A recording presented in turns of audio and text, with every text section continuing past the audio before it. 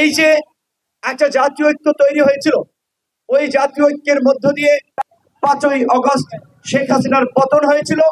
5ই August জনতা রায় দিয়েছে আওয়ামী লীগ এদেশের রাজনীতি থেকে বাতিল।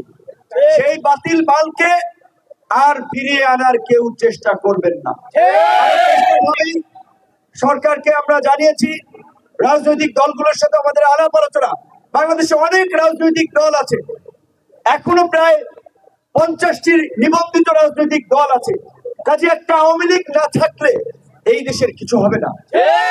আওয়ামী লীগ ঐতিহাসিক ভাবে একটা ফ্যাসিস্ট রাজনৈতিক দল, একটা স্বৈরাচারী রাজনৈতিক দল। বাংলাদেশে একটা অবাধ, সুষ্ঠু, নিরপেক্ষ নির্বাচনের মাধ্যমে গণতন্ত্রের প্রাতিষ্ঠানিক রূপদান কিংবা গণতন্ত্রের পথে যাত্রা, এইটা রাষ্ট্র সংস্কারেরই একটা অংশ। কাজেই যত দ্রুত সম্ভব একটা নির্বাচনের মধ্যে দিয়েই এই সংকটের উত্তরণ এবং আন্দোলনের কিছু ছাত্র নেতৃবৃন্দ গত কয়েকদিনের বক্তব্য পুরো জাতিকে একটা বিভ্রান্তির মধ্যে ফেলে দিয়েছে। আপনারা দেখেছেন আমাদের পরিচিত ছোট ভাই, আমাদের ছাত্র নেতারা, একজন কথা বলছে, আরেকজন বলছে যে না এইভাবে হয় নাই, আরেকজনে বলছে যে না তাদের দুইজনের একজনের মিথ্যা কথা বলেছে। তো আমাদের যারা দায়িত্বশীল জায়গা আছেন ছাত্র নেতৃবৃন্দকে, তাদেরকে অনুরোধ করব, একটু দায়িত্বের সাথে কথা বলুন। এমন কথা বলবেন না যেটা একটা সংকট উস্কে দেবে, ষড়যন্ত্রকারীদের ফায়দা লোটার রাস্তা তৈরি করে দেবে।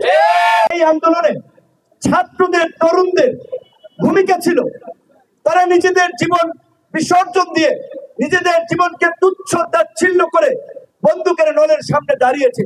কিন্তু একইভাবে এই যে এখানে আমাদের চুল পাকা সাদা, দাড়িওয়ালা সাদা, বিএনপির লোক, জামাতের লোক, ইসলামী আন্দোলনের লোক, হেফাজতের লোক, খেলাফতের লোক, বিভিন্ন দলের লোক, এই মানুষগুলো কিন্তু গত 16 বছর নানাভাবে নিগৃহীত হয়েছে, লাঞ্ছিত হয়েছে, এলাকায় থাকতে পারে নাই, বাড়িতে থাকতে পারে নাই, তারপরেও কিন্তু হাসিনার সাথে আপোষ করে নাই।